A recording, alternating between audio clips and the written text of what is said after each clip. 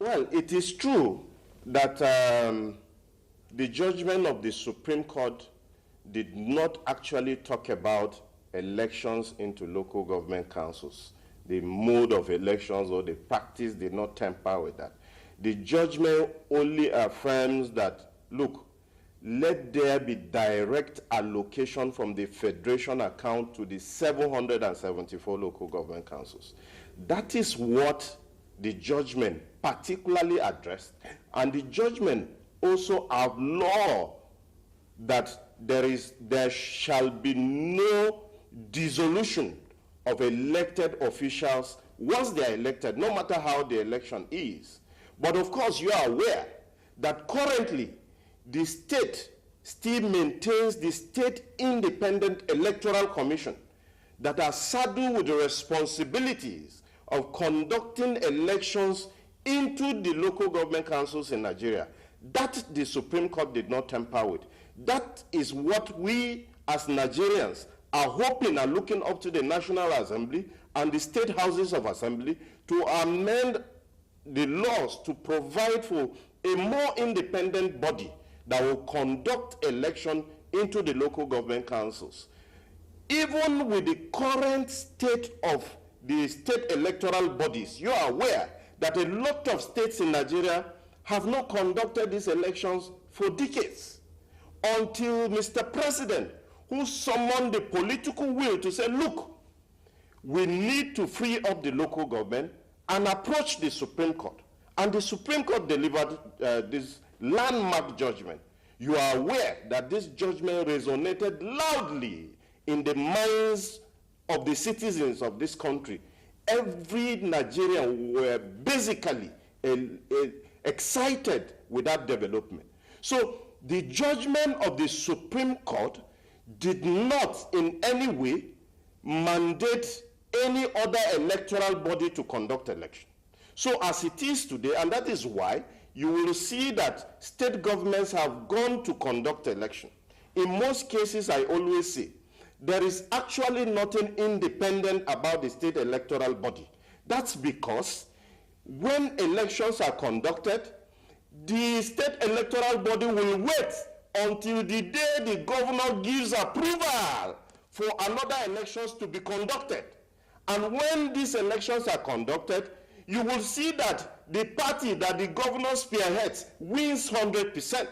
There is nowhere in the world where elections are conducted in a multi-party system, and then you find one political party winning all the local government seats, chairman seats, and winning all the councillors' seats. So there are few states you can find in the country where you will find that they will cede maybe the councillor seat position to other political party to, justify a semblance of election that has been conducted. So for me, any citizen or any individual who is fortunate to be among those that are elected at this moment to be local government chairman or councillor anywhere in the country, I will go to the office and in any manner try to refund funds or take out funds to the state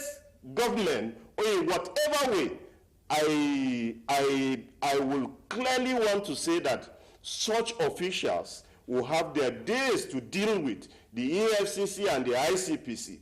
And at this point, citizens must rise up to the occasion to hold their elected officials to account, because a lot of Nigerians have lost confidence in the third tier of government, and that is why citizens don't ask questions. What is my chairman doing with the funds that are coming to him? What is my councillor doing? Is he oversighting the executive at the local government? So the time has come for citizens to rise up to occasion, hold their elected officials to account. The time has come for the legislative at the local government council to oversight the executive headed by the chairman to ensure that the funds that are coming in are appropriately and transparently deployed.